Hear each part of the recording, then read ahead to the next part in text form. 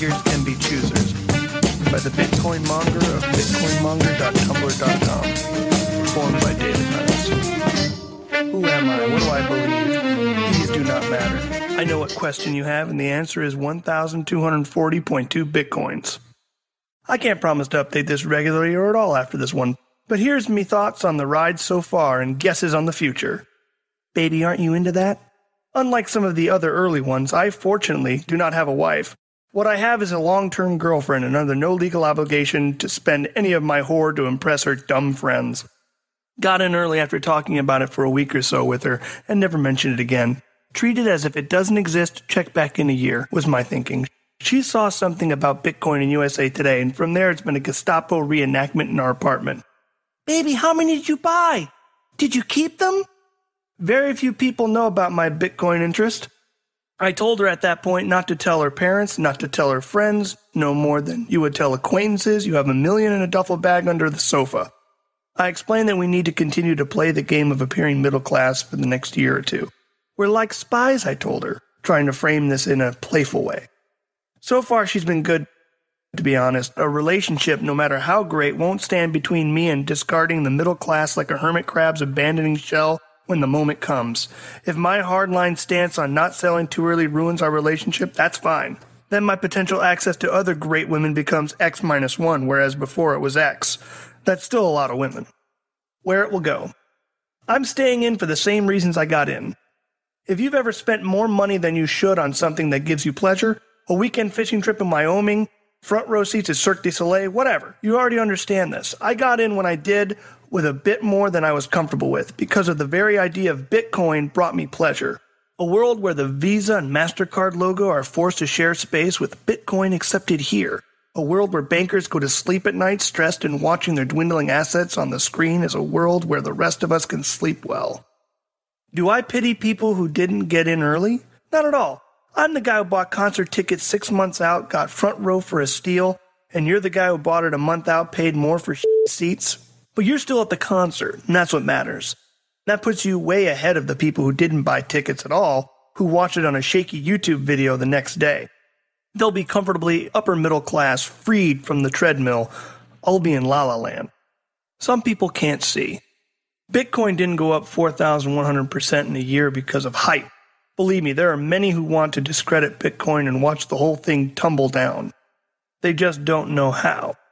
You can't destroy the pious, and Bitcoin is the single most pious financial instrument humans have cooked up since the cuneiform ledger books of ancient Mesopotamia. It's going up because our world is changing. The Chinese have stopped hoarding US dollars, a shocking change in policy that many of my fellow USAers are sadly unaware of. We chant, USA! USA! Until our vocal cords fry. But that won't make our economic privilege come back from the dead. The world is moving on without us. Go buy Mad Men on DVD because that's the closest thing you'll come to seeing another American golden age. But that's okay. We're still good people. We still own one of the most productive swaths of land on the planet. We'll do okay. But those who understand the shifts happening will do better than okay. Life-changing has been misused by late-night infomercials so many times that when something actually is life-changing, the sheep turn the other way and continue to munch on their delicious, predictable grass. Bowling. There's a coffee shop barista I go to often who looks like one of those hipsters you've seen in iPhone commercials. She's supposed to know all about the new trends, but when I asked her if the shop has considered taking Bitcoin, I had to explain to her what a Bitcoin was. You've never heard of it? Really? I asked her, delighted. This is good news for the slightly less early adopters in my mind. That conversation sparked my curiosity, and I spent an afternoon at the mall asking cashiers and clerks if they knew what Bitcoin was.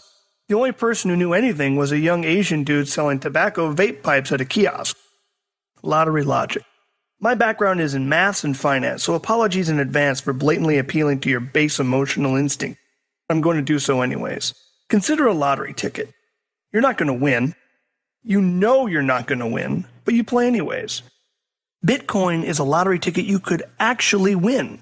Even if Bitcoin becomes more popular than Discover Card, which apparently still exists, it will make all of us more than satisfied. Bitcoin beggars. I'm seeing more and more of these types on discussion boards that talk Bitcoin, and although at first it annoyed me, desperation is annoying, isn't it? If Bitcoin weren't perceived as valuable, people wouldn't be so swiftly giving up their social value and dignity in exchange for 0.5 Bitcoins. The more beggars, the more confirmation that Bitcoin is money. And I sometimes give, sending someone an unexpected tip for a job well done, a good ebook on Bitcoin wallet security, for example, or buying something from a small business that just started accepting Bitcoin is part of the responsibility that us early adopters must take on. What would Bruce Wayne do? Probably sit in his mansion for a year, hobble around on his cane, and put his paper wallet in a vault. Bad example. In all seriousness, though, there is a responsibility. The biggest threat to Bitcoin is that people won't actually use it. Have to give it a little to get a lot in return. And sometimes that little tip or buying that florist arrangement with your Bitcoin is the spark that converts them. You see something in their eye. They're a part of the club now, enlightened, and they will spread the gospel to other shopkeepers. As a friend put it, you'll never go broke by giving to people. That's completely true. You only go broke when you selfishly try to make too much, too quickly, with too little research or effort. I must admit, I did sell 1 Bitcoin in a moment of weakness. I wanted money for a new laptop. The price went up significantly just after that, as if a sign from the gods. Selling that 1 Bitcoin still f***ing stings. I'm not kidding. By the seeding I've done hasn't hurt at all. It feels good. Johnny Appleseed. If it fails. If all goes to hell and my hoard becomes worth nothing, I've been given the gift of an exciting internal life for the past few months. I won't regret any of this, and reality sometimes, not always, rewards bravery. My ideology is the same. My belief in a new, more fair world is the same. Bitcoin is fair. Won't get into the technical details as you probably already know them, but no bank offers you its equivalent of a blockchain to review at any time. And no major currency today is as supply-demand market base as Bitcoin. There's no wizard behind the curtain. There's just you and me hoping for a better future. 1 year from today, I'm either back to where I was before this shared hallucination, which is completely okay, or I'm in a suite at the Waldorf Astoria in New York City for a 3-day weekend, treating my girlfriend to a bottle of champagne and giving her a white gold necklace from Bergdorf's. Then going to dinner at the steakhouse nearby my father took me to after I graduated college. I have this image very clearly held in my mind. I don't know you, but I do wish you well. Rather than recommend anything technical, wallets, websites, etc., I want to ask you to watch There Will Be Blood on Netflix if you haven't seen it yet. Fantastic acting. The point where he strikes silver then falls down the well, that's where I feel Bitcoin is at right now. We haven't struck the real oil yet.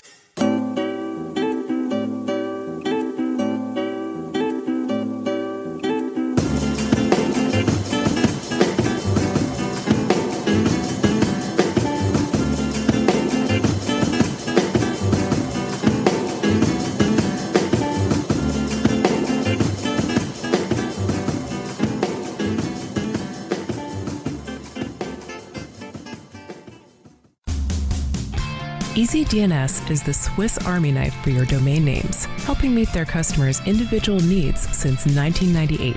EasyDNS has been an outspoken critic of SOPA and CISPA. EasyDNS was an early supporter of Bitcoin, and now they are proud to sponsor this show. Do business with a company that shares your values. Get a 13% discount when you pay with Bitcoin. Go to bitcoin.easydns.com and be sure to use discount code LTB.